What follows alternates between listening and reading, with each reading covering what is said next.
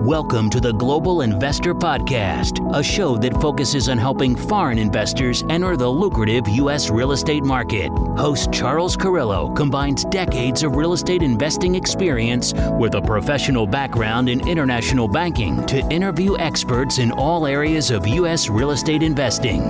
Now, here's your host, Charles Carillo. Do you have money sitting in the stock market and you're worried about it? Or worse, you have money sitting at the bank, not keeping up with inflation? My name is Charles Carillo, founder and managing partner of Harborside Partners. And since 2006, I've been investing my money and my family's money into income-producing properties. These are real assets, real properties with real addresses that produce real cash flow. At Harborside Partners, we provide passive investors who love real estate with a turnkey investing solution. If you want to put your money to work in real estate but can't find deals, don't have the time to get funding, and the last thing that productive people want to do is manage real estate.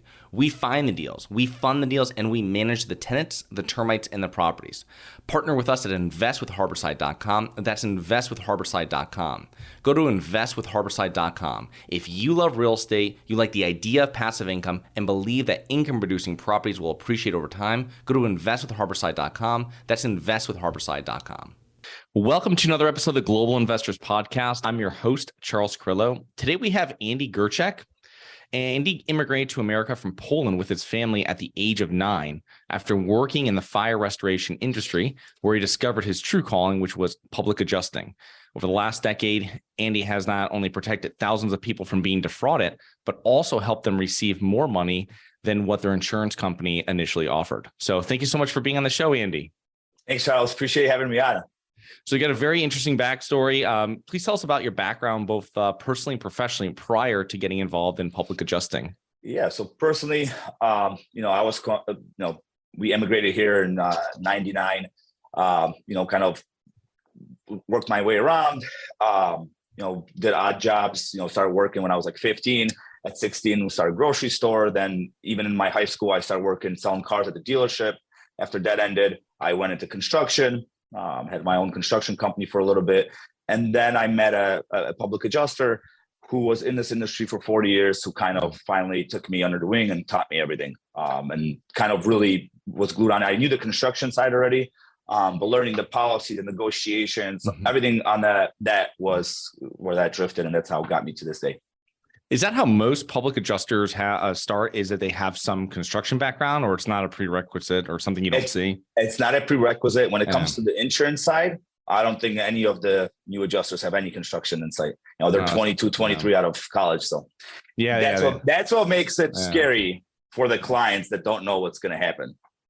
Yeah, I just, it's getting difficult if you're having someone come out to your property and they've never been involved with something like that prior on the other side of the table before. So now what they'll do is they'll send an engineer out, right? They'll send a third party to kind of cover their butts. That's basically what they're doing. Yeah, interesting. So Andy, what is a public adjuster? Yeah, public adjuster in layman terms is a private adjuster, an adjuster that you hire. He works only for you, the insured.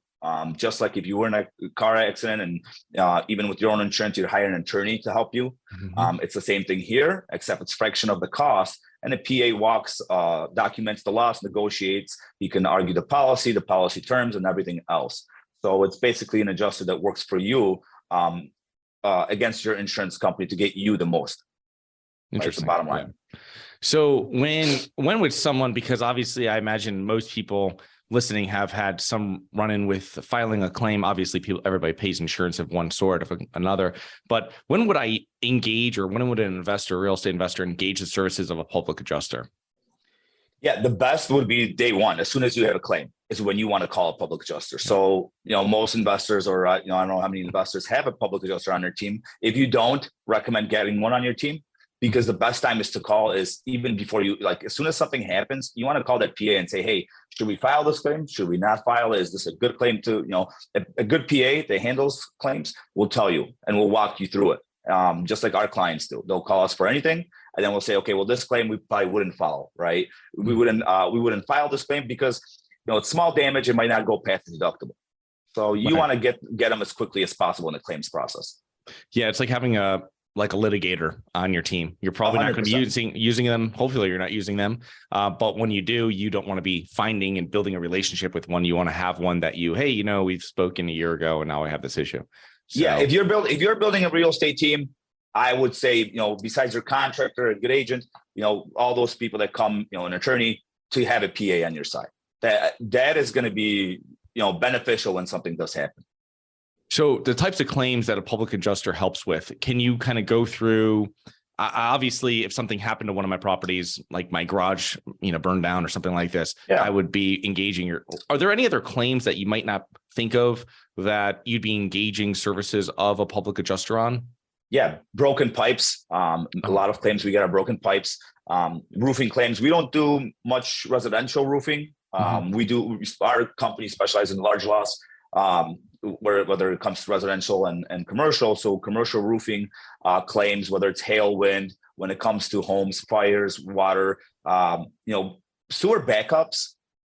Those we get a lot too, because people get denied for those or don't have coverage, but sometimes they don't know that it's actually, there's another word you can use that something else that your claim can be covered. So those are very common as well. Interesting. So, let's just kind of start from the beginning, because I think a lot of people with insurance, it's really, they talk to their friend and they get a name from insurance, or it's like a real estate agent, right? They get someone's real estate relative of theirs and they find their agent. But there's thousands of insurance agents out there. I mean, like, what should a real estate investor be looking for in an agent when they begin the process of insuring, let's say, their first rental property? Yeah. It's hard to say, when it comes to agents, agents there to sell a policy. And it's hard to see which agent's good. I would recommend independent agents that sell different carriers. But if you obviously want to save on your premiums, which a lot of people do, they'll go to, some of the bigger names, some of the bigger companies.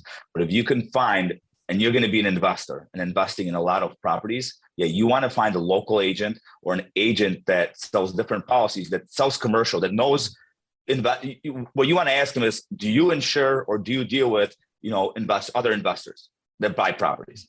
Yes, I do. Because then now he's going to have knowledge into different coverages, because you're not talking just about a home where it's just structure, a detached garage and personal contents, right? You're talking about liability. There's different avenues, different endorsements you're going to need when you get into big multi-unit buildings. Right. So the best would be obviously ask a referral, ask someone, do you have a good agent? But do your due diligence. Ask questions, right? Ask, am I insured for this? What happens if this happens? That's your best bet. There's no really area where you can go, whether even with the PA, where you can find, the right PA or the right agent. There's no source we found, at least, that you can use. Yeah. And it's with the carriers, it's so interesting because living in Florida now, an old property is something that's built in like the 70s, and coming from older parts of New England, and old properties built in 1900, right? Correct. So it's like, there's all different types of carriers that are going to have the appetite for risk. So I find that is, if you, if you're finding that a real estate agent in that market that you can that it has a similar property, similar size, similar vintage, you get their referral. That's a great way of doing it to their independent agent. And then that person definitely has the carriers of what I have found previously.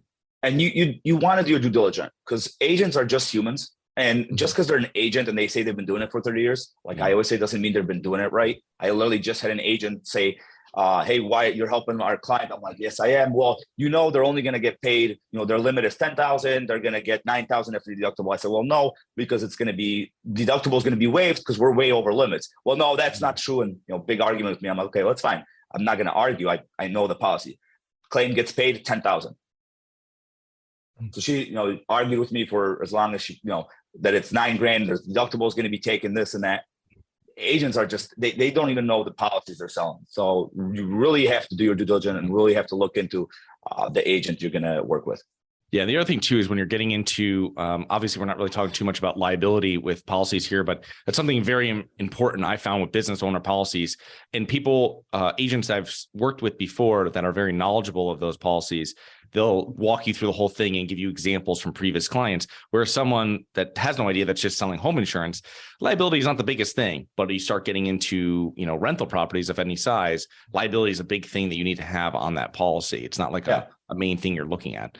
And some agents will tell you, if you call them and ask them that, they'll say, well, we do primary residence, and then we do some commercial. Well, what do you mean some commercial? Right. How much commercial and what kind of size of buildings? I want the agent that does only commercial, right? That's only doing investment building. That's the agent, because the agent knows what he's insuring and he's been doing it for a long time. Yeah, that's a great point.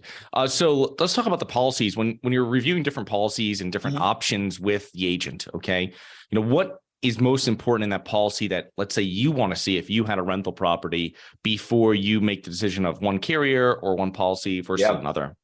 I want to read the policy. And what's scary now is when I always ask, when we insure our properties with different carriers, I always ask, let me see the policy. And most of the time, like, well, the agents will say, well, we don't have the policy. We don't provide what do you mean? You're going to insure me and not provide me the policy? Yeah, that's really that's what's happening now. People are paying premiums and buying insurance before they see the policy. So I always ask to see the policy. Read the policy and just have a copy and make sure there's nothing in there, the exclusions, or there's nothing in there that and it's easy for us, I guess for me to say, because all we do is read policies and interpret policies, right? But for someone buying an investment property, getting a copy of the policy, they have no idea what they're looking at. It's supposed to be written in plain English, but it's written, it's definitely written to, where you're reading it and you're like, you have no idea what you're reading.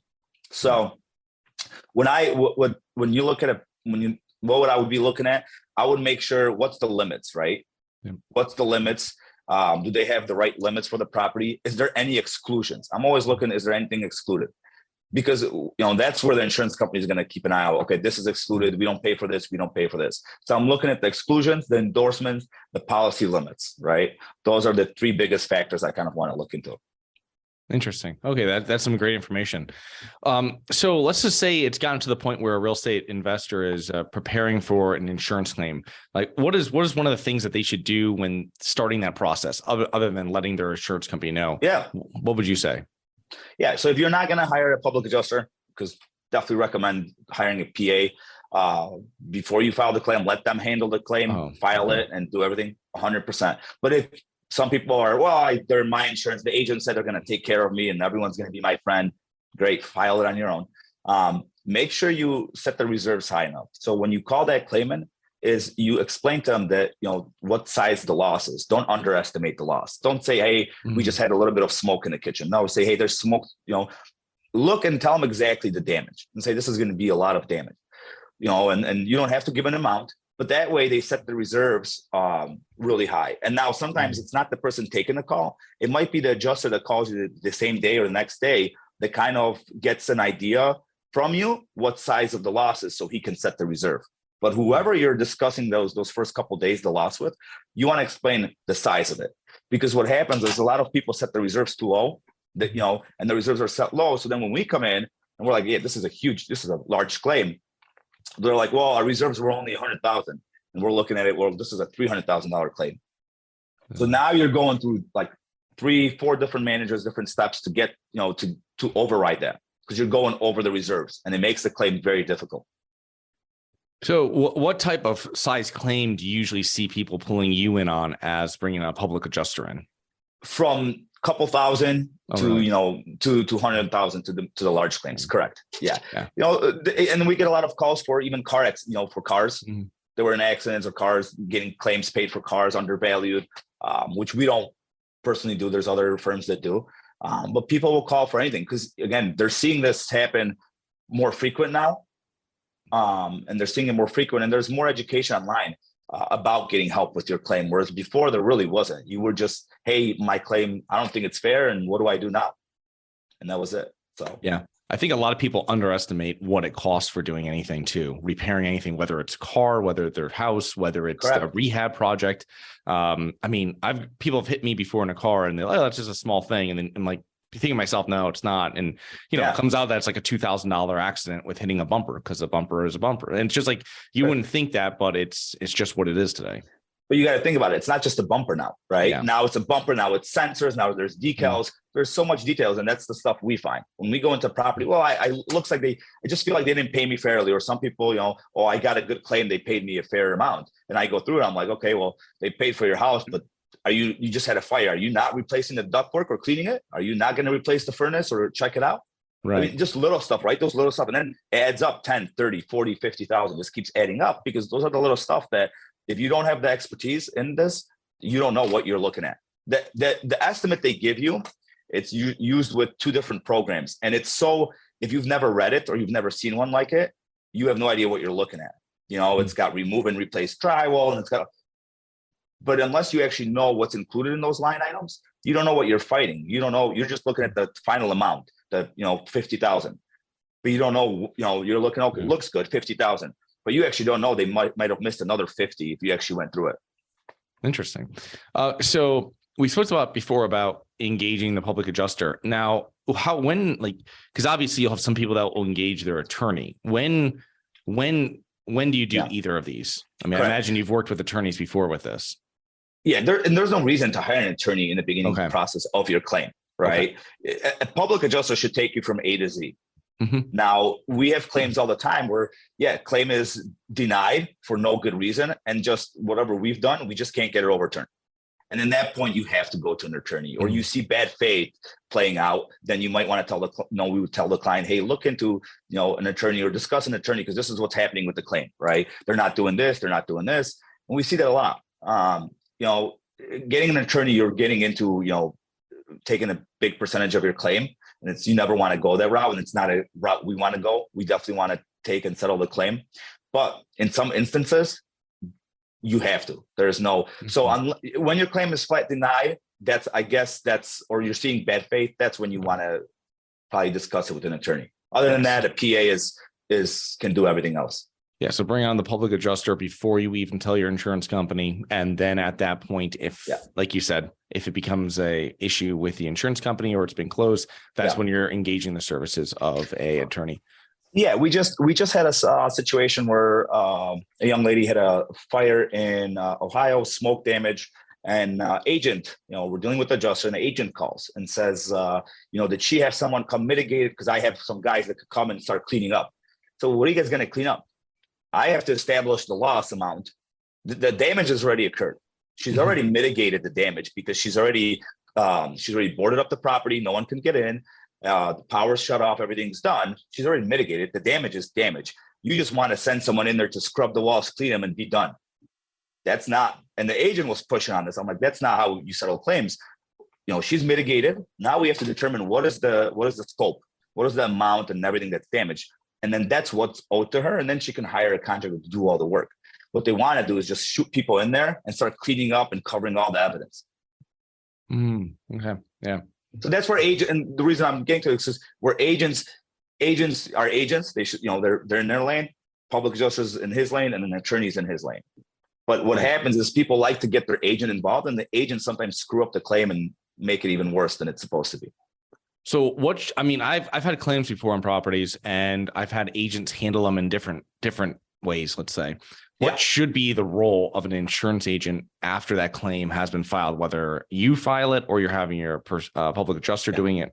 Nothing. An agent's job is nothing to do. They've never handled claims. When I discuss this when I talk to agents and meet new agents, they have no clue about the claims process. Oh, I sold this insurance and everything's great. I'm like, hey, do you want to see these 5 claims that we're dealing with the same carrier that they didn't pay, they're underpaid, they're doing this? They don't know that process. So they shouldn't even get involved in the claims process, just like we don't get involved in selling policies or discussing, what policies you should purchase, right? I can recommend some because we interpret them and we see them, but we stay in our lane. And so, now a lot of our referral work that's coming in is actually from independent agents that sell policies and then call us and recommend us to their clients. Interesting. So what everybody's asking now is, what does a public adjuster charge? Yeah. So public adjusters start usually around 10% on really large claims. For example, it starts with 10. It's usually a flat fee for public adjusters. And some states cap a PA at 10%. For example, Texas does.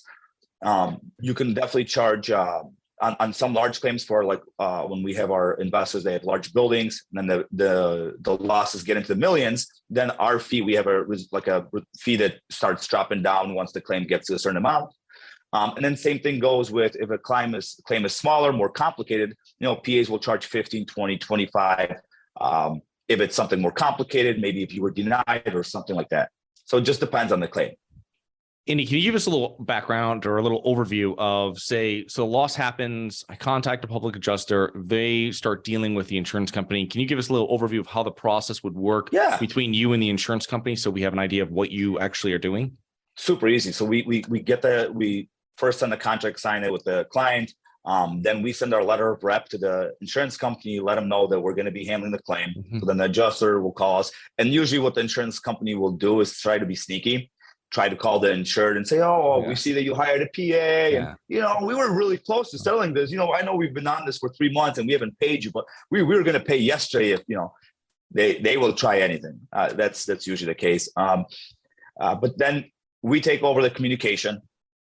We send our out team to do our inspection, to do our videos, our photos. That takes a whole day, whether there's personal property involved, whether we're dealing with structure damage and we have to estimate that, business interruption, all of that we start putting together. Once we have all our documents in a row, we get the proof of loss filled out for our clients, make sure they sign it, notarize it, because it's their duty after a loss. So we make sure that all the duties after a loss, they have completed. So the policy then is in force that we'll pay. Once we have all our documents, then we send in our file to the adjuster, and then we'll start the negotiations, whether we have to meet the adjuster on site or we do it, over the phone. Most of the time it's on site, and then we're doing everything in the back with the desk adjusters and stuff like that. Because every claim is a little bit different, but most now have a field adjuster, like an independent, that will meet with us on site, go over everything, and then it gets handed into the staff adjuster, the desk adjuster, they call them. And then that desk adjuster then might hand it to another adjuster. So by the end of the claim, we might be handling the claim with 6 different adjusters. Wow. Okay. Yeah, it's funny you say that about the insurance company, because many years back, my first property manager, I had an older guy, very well experienced, and we had someone slip on one of the properties, and they sued, and they weren't even a tenant. And my property manager would not speak to the insurance company. And he was telling me, he's like, no, you keep on talking to them. He's like, you don't talk to them. I send it all. They send me their questions by email. They hate doing it. And then I send everything back written to them. And it was just something that was like, oh, wow. Like you have, you don't even want to talk to them on the phone. It's really because everything can be taken out of context. So you got to be very careful when you're talking to your insurance company, of what I've learned for many years.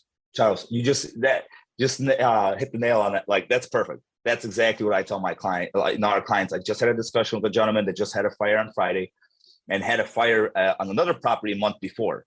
And he's getting investigated on one of the properties. I said, well, if the same carrier, you're going to be investigated, this is going to get out of hand. So I'm like, let us handle the communication, because what we've seen our denials in our clients is when we get those clients that have been denied or are getting investigated, it's because they said too much. They want to be honest, and honesty is getting people denied. And now, I'm not saying to lie, because lying is illegal. That's not. But I'm saying some people just talk too much, and they give them too much information. They're like, well, let us look into this. Why is he saying? No, keep it in the emails. But a good PA is going to handle all that, and it's going to take that and make sure that everything is said right, and it gets said in the right time and process. That way, there's no delays, no investigations. The claim's not underpaid. But that's perfect. That's exactly how you want to handle a claim. Yeah, they even say in the back of a lot of insurance cards for your car, and it says, don't accept responsibility, get your car to a safe place, and then go from there. And call us. They don't want you saying anything, because they are worried now that they're going to have to, hey, you said it was your fault, blah, blah, blah. Now they have to pay more to the person you hit or whatever. So very interesting. These little small things you pick up after years of being around it. Not as much as you, but just as more of a insured. So being around the insurance and construction industry for 10 plus years, what are common mistakes you see real estate investors make, Andy? We invest in our property, and we invest in properties. But what I see, I don't do as much as volume probably as you or other investors. But what I do see is not doing your due diligence. People buying properties, for example, if I look at properties that we've purchased, that same properties are selling for double the amount, with the interest rate at the way it is now, with the rents being the same, a little bit more maybe than when we bought them. So I'm like, did they do their due diligence? Because I'm looking, the roof is old, the AC, everything was old, the mechanical stuff's going to start breaking. And we have, they're going to be losing, they're going to be netting, it's going to be negative cash flowing. Because if I look at the numbers don't make sense. So they're purchasing these properties with, negative cash flow or breaking even. but they don't take into account all the work. Being in construction, I can look at a property and say, okay, I know the roof's going to have to be replaced within a year. The AC is going to go out on us anytime, all this work, and I can budget for it. Well, people are just buying these properties that are run down. There are probably negative cash flowing, because if I do the numbers, there's no way they could be positive cash flowing. And then, there's no way they can hold on to those properties, because eventually if you can't find a tenant or you're having a hard time, how are you going to, you're going to be really in a bad position. So that's what I'm seeing now more and more. That's kind of my 2 cents on it. What do you think are the main factors that have contributed to your success over the years, Andy? Grit, just working hard, outworking everyone else. I was never the smartest or the tallest or the fastest. I just work hard. That continuing strive for being good and greatness and education and just knowing more. I think that's what set me apart from everyone else. I think I was always kind of behind, but when you get to a certain age, some people just stop, and then there's the other ones that just keep working, the great ones that just keep gritting and just keep going day in and day out. So yeah, working and learning. That's awesome. So Andy, how can our listeners learn more about you and your business? Yeah. They can go on our website, allcityadjusting.com. They can check out our Facebook page. There's other podcasts. We're actually putting up another tab on the website that people can go and listen to other podcasts, more educational videos, as well as, for your listeners, I'll provide my cell phone. If any of your listeners actually want to call and have questions, text, feel free to do so. They can reach me at 708-655-4186, 708-655-4186, and that's direct cell phone. I just ask that they don't call after 6 or 7. Everything else is fine. All right, Andy. Well, thank you so much. We really appreciate being on today and with letting us get involved with learning what a public adjuster is and how it can help us. I appreciate it. Thank you for having me, Charles. I appreciate it. No problem. Have a great rest of your day. You too. Bye-bye. Hi, guys. It's Charles from the Global Investors Podcast. I hope you enjoyed the show. If you're interested in getting involved with real estate, but you don't know where to begin, set up a free 30-minute strategy call with me at schedulecharles.com. That's schedulecharles.com. Thank you. Thank you for listening to the Global Investor Podcast. If you like the show, be sure to subscribe on iTunes or Google Play to get new weekly episodes. For more resources and to receive our newsletter, please visit globalinvestorpodcast.com. And don't forget to join us next week for another episode. Nothing in this episode should be considered specific, personal, or professional advice. Any investment opportunities mentioned on this podcast are limited to accredited investors. Any investments will only be made with proper disclosure, subscription documentation, and are subject to all applicable laws. Please consult an appropriate tax, legal, real estate, financial, or business professional for individualized advice. Opinions of guests are their own. Information is not guaranteed. All investment strategies have the potential for profit or loss. The host is operating on behalf of Syndication Superstars, LLC exclusively.